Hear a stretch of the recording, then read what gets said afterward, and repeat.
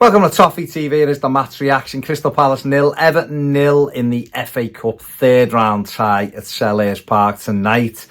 The Blues have to do it all over again at Goodison Park this time, but we're going to have to do it without Dominic Calvert-lewin, who received a red card, one of the most shameful red cards I've seen by the officials, and possibly Dwight McNeil, who was stretched off. Fingers crossed that he's not hurt too badly. And that was just precautionary, but it didn't look good from the side of the pitch. But the referee and VAR have overshadowed a competitive game. It wasn't a classic. The quality wasn't amazing. Let's not try to dress it up as anything that it wasn't. But we're going to end up talking about another awful decision that Everton have been on the receiving end of, and it's unacceptable now, really. The level of refereeing in this country is horrific. Howard Webb has done something which is quite impressive, to be fair. To come in and make something that wasn't very good in the first place absolutely shocking is impressive from a man who failed to send someone off in a World Cup final for a kung fu kick to the chest, of course.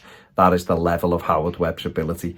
Sean Dyche made a change in goal for tonight. João Virginia came in for Jordan Pickford. Thought Virginia did really well, to be fair. Seamus Coleman come in at right back.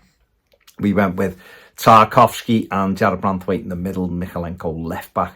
And then in midfield, we had Arnaud Danjuma on the left, Dwight McNeil on the right, James Garner and Amadou Onana in the middle. And then we had Jack Harrison just floating off Dominic Calvert-lewin. And I thought Everton settled into the game really well. I mean, Danjuma, for the opening half an hour, I thought he was impressive. He was Everton's best threat, really.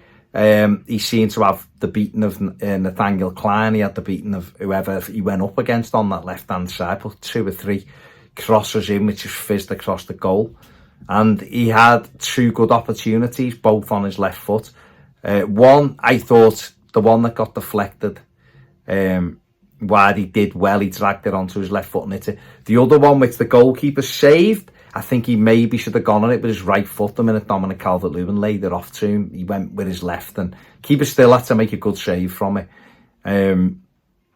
Palace, we restricted to nothing, really, in that first half. They had a shot from Lerner, which just fizzed over the crossbar. That was the best they mustered. They had a cross as well from Schlupp that deflected off Tarkowski and looped over Virginia's head, but Michalenko cleared that away before it come to any harm. And went in at half-time, 0-0, and I was quite pleased. Thought Everton had done quite well in that first 45. We come out for the second half, and Danjuma just couldn't get into the game anywhere near as much as what he did in the first half, and the threat from him lessened in that second half. Palace with Eze, who'd been booked for a dive, and a ridiculous dive as well in the first half. He's such a good player. I just don't get why he throws himself about. He's powerful as well, and we saw him dive in the league game back in whenever it was, October, early November, and he was at it again today. But tonight, the league game, he might have felt a little brush and threw himself down. Today's was terrible. It was absolutely shocking, and he was deservedly booked in the first half. But he is a fantastically gifted footballer, and he was Palace's biggest threat. There's no question about that. And he had a bit more of an influence in the second half. But the game was kind of petering out. Everton had a couple of half chances. Jack Harrison had fizzed one wide. James Garner had tried to bend one in. That looped wide. Palace had an Eze shot, which João Virginia made a good save from. And, I thought the manager should have taken Dominic Calvert-lewin off by the 65th minute. He wasn't really in the game. He'd had one run in the second half, and he got a shot away. He just couldn't get any real power on it, and it was a comfortable save for Henderson. And, Beto was warming up. And I just thought you'd either give him some support up there, or you take him off. And I would have had Beto on probably around the 65th minute mark. The manager left him, and then we got to the red card situation, and unfortunately for us now, it means Dom's not available for 3 games. Ball played up to him. He goes up for a header. The ball drops, and Calvert-Lewin slides in to win the ball back. And a natural thing when you're sliding and you're trying to scoop the ball back with your foot's going to be raised, and he brushes against Klein, but in the same action as retrieving the ball. He hasn't followed through. He hasn't gone at Nathaniel Klein with excessive force. He's just tried to go and do that thing, which he did do. He went and scooped the ball back, got up. He should have actually slid down at Dan Jumerin, who was screaming for it, and would have had the chance to score. He kept hold of it, worked it wide, and I think Everton ended up getting a corner from it, which was then brought back because Klein was down. Referee was very close to it, had a great view of it, didn't give anything. No Crystal Palace player really made any kind of fuss about it. Klein was down, obviously. You want him to get treatment if he's being caught. And then lo and behold, VAR intervene again. And they're ruining football. And I've said many times, I was a fan of VAR. I'd seen it used in MLS. There's nowhere else it seems to be an issue. But this country, it's an absolute shambles. And they've recommended Chris Kavanagh go and look at the incident. And obviously it's an incident. When they slow everything down, there's only one decision. And you're in trouble. The minute the referee goes to the monitor, you're in trouble. We saw this at Spurs the other week with the goal that Dominic Calvert-lewin scored. The referee was right by it when Andre Gomez nicked the ball off Emerson Royale, I think it was. He threw himself to the floor. The referee didn't give anything. The linesman was close by. He didn't give anything. Dominic Calvert-lewin wrapped it into the corner of the net. It was a goal until Michael Oliver, on VAR told him to go and look at it. And obviously when you slow something down, you see a bit of contact. He'll be getting told by Michael Oliver, that's a foul. So he didn't give the goal. Everton have been on the end of it again tonight, like we were on the end of it against Manchester City, when Amadou Onana just slides and his arms up here and a ball hits him where it would have smashed him in the face. The referee gives a corner and the VAR give a penalty and he has to go and look at it. And they're telling him in his ear, you've got to give the pen. And he has to give a penalty. And tonight's the same thing. And it's happened again. Only tonight's one of the worst you will ever see because it's minimal contact. Football is about contact. It's a contact sport. Will Hughes left one on Onana and one on Beto way after the ball had gone. Didn't get anything. Should have really had 2 yellows if that's how we're playing it. It's just a shambles. The thing is an absolute disgrace.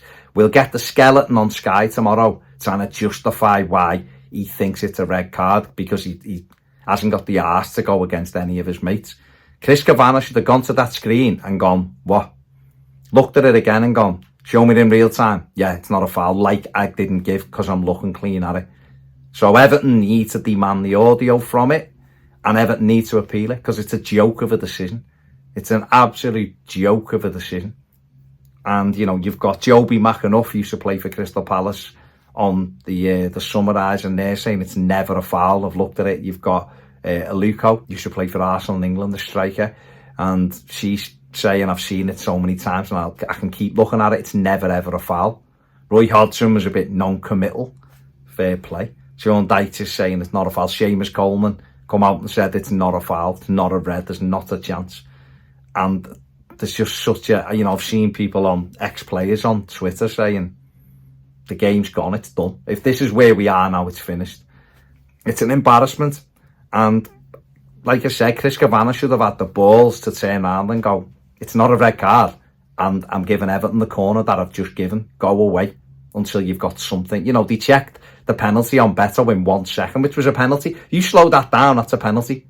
Because Anderson pulls him down in real time. It's not a penalty, but you're slowing it down. So it's got to be a penalty. The same as Everton. It's a joke. Everton have been done game after game after game. And it's a disgrace and they were done tonight. Dom got sent off. He's now missing for 3 games, which again is an absolute embarrassment.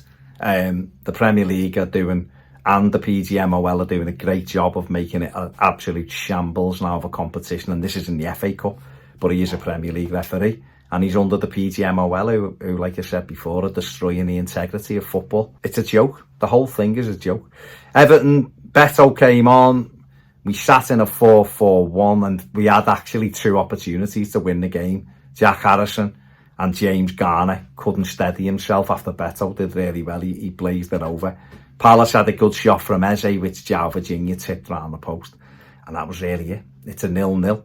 It was probably a fair result, if truth be told. I don't think either team, even though I thought Everton did quite well, I don't think either team really done enough to sit, for me to sit here and go, we thoroughly deserve to win tonight. I don't really think I can say that.